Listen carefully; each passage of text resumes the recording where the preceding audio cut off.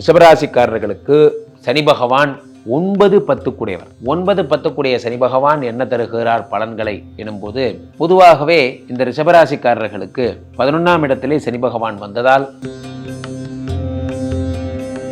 நண்பர்களே, ரிஷபராசிக்காரர்களுக்கு இதுதான் கத்துக்கணும். நீங்க 11ஆம் இடத்து சனி பகவான் வக்கரம் பெறும் பொழுது இதுவரைக்கும் போன தொழில் உங்க கையை விட்டு போறது கண்ணு முன்னாடி தெரியும். சார், ஒரு அழகான வார்த்தை சொல்றேன், ரிஷபராசிக்காரர்களை மனசுல வச்சுக்கோங்க. பெரிய மீன் கிடைக்கிற வரைக்கும் நீங்க கொக்கு மாதிரி நின்னாதான் அந்த பெரிய மீன் கிடைக்கும். கொக்கு மாதிரி நிக்கணும் பொறுமையா. ஆனா என்ன ஒரு இம்சை,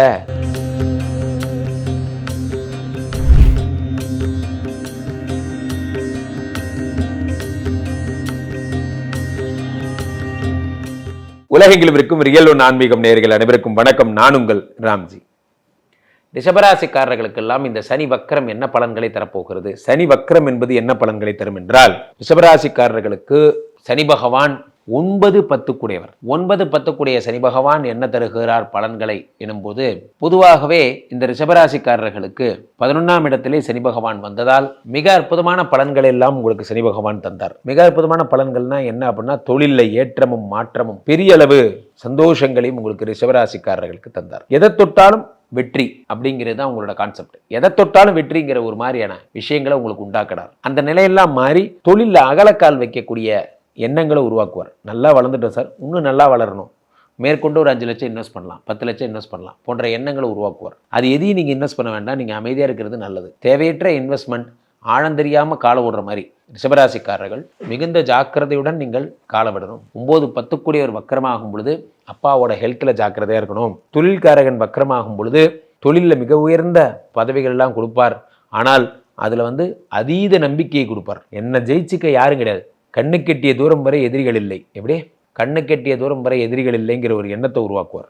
காரணம் என்ன அப்படின்னா, உங்களுக்கு இந்த 11ஆம் இடத்து சனி. 11ஆம் இடத்து சனி என்ன தருவார்னா, மாமனார் வகையில், நண்பர்கள் வகையில் பிரச்சனைகளை உருவாக்குவார்.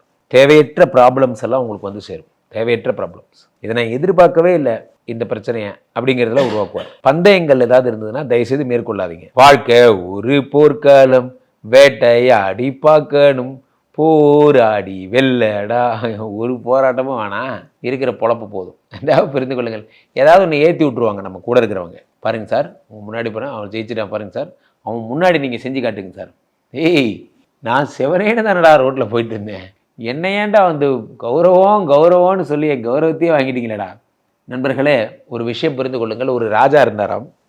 அந்த ராஜாவிடம் ஒருவன் மீன் வாங்க வரான், ஒரு மீன் விற்க வரான். இந்த ராஜா அந்த மீனினுடைய அழகை பார்த்து, மிக அற்புதமான மீன், ரொம்ப பிரகாசமாக இருக்குது, இந்த மீனுக்கு நான் ஒரு 50 பொற்காசுகள் தரேன், வச்சுட்டு ஜாலியாக இரு, ரொம்ப அதிசய மீனாக இருக்கேன், நான் பார்த்ததுலேயே இந்த மாதிரி பார்த்ததில்லன்னு கொடுத்துட்டாரான். உடனே ராணி கேட்குறாங்க, அவன் தந்த மீன் ஒரு தங்க காசு தான் பெறும், இதுக்கு 50 தங்க காசு ரொம்ப அதிகம், எதுக்காக இந்த மாதிரி இவ்வளோ பணத்தை வாரி இறக்கிறீங்க, அவன்கிட்ட அந்த பணத்தை பிடுங்கிருங்க, அந்த 50 தங்க காசையும். அப்படி ராஜா சொல்கிறார், இல்லை நான் ஒரு ராஜா, கொடுத்தது தான், வாங்கலாம் முடியாதுன்னு சொல்கிறார். அப்போ என்ன சொல்கிறாங்க, அந்த மனைவி என்ன சொல்கிறாங்க, இல்லை பரவாயில்ல, நான் ஒரு கேள்வி கேட்குறேன். ராணி சொல்கிறாங்க, அவரை கூப்பிட்டு, யார் அந்த விற்கிறார் இல்லையா அந்த மீன் வியாபாரி, அவரை கூப்பிட்டு, இந்த மாதிரி விற்கிறியே, இது ஆண் மீனா பெண் மீனான்னு கேளுங்க. அவன் தடுமாறுவான். இது கூட தெரியாமல் நீ வித்துட்டியேன்னு சொல்லி அந்த காசை வாங்கிருங்கன்னு ஐடியா கொடுக்குறாங்க. சரின்னு ராஜா கூப்பிட்டு, தம்பி மீன் வியாபாரி இங்கே வா, இந்த மீன் ஆண் மீனா பெண் மீனான்னு கேட்டாரான். அதுக்கு மீன் வியாபாரி சொன்னாரான், ஐயா ராஜா, இது ஆண் மீனும் இல்லை பெண் மீனும் இல்லை, நட்சத்திர மீனுங்க யாண்டாரா. நட்சத்திர மீனா? அப்படியா, இந்தா இன்னொரு 50 பொற்காசுன்னு தானம் பண்ணிட்டாரான். ராணிக்கு தாங்க முடியல. ஏற்கனவே ஒரு பொருளுக்கு 100 ரூபா கொடுக்குறாங்க, அது எப்படியாவது பிடுங்கணுன்ட்டு, ஏங்க அந்த வியாபாரி மூஞ்ச பாருங்க பார்த்தார். அந்த 100 பொற்காசுன்னு எடுக்கும் போது ஒரு பொற்காசு கீழே விழுந்துருச்சு. அப்போ தேடி பார்த்து அதை கஷ்டப்பட்டு அந்த ஒரு பொற்காசை எடுத்துகிட்டு போகிறார் அந்த மீன் வியாபாரி. அதுக்கு அந்த ராணி சொல்கிறாங்களாம், பார்த்தீங்களா, நீங்கள் 100 பொற்காசு கொடுத்தோம் அந்த உயர்ந்த குணம் அவருக்கு வரல. எப்படி 100 பொற்காசு கொடுத்தோம் அந்த உயர்ந்த குணம் அவருக்கு வரல. அவர் என்ன பண்ணுறாரு பாருங்க, அரண்மனை காவலர்கள் இங்கே தான் நிற்கிறாங்க, யார் காலையாவது தட்டுப்பட்டு அந்த ஒரு பொற்காசு அவங்களுக்கு பயன்படுத்துமேன்னு அவர் நினைக்கல. பார்த்தீங்களா, அந்த ஒரு பொற்காசையும் பிடிக்கிட்டு போகிறாரு பாருங்களேன். இதை சொல்லி நீங்கள் வாங்கிருங்கன்னாராம். சரின்னு ராஜா என்ன பண்ணாராம், இங்கே வாப்பா, நான் கொடுத்த 100 பொற்காசும் உனக்கு போதலையா, கீழே விழுந்த ஒரு பொற்காசை போய் தேடுறியே, உங்கள்கிட்ட இந்த 100 காசையும் நான் பிடிங்கிட்டேன் என்ன பண்ணுவேன்னு கேட்டாரான்.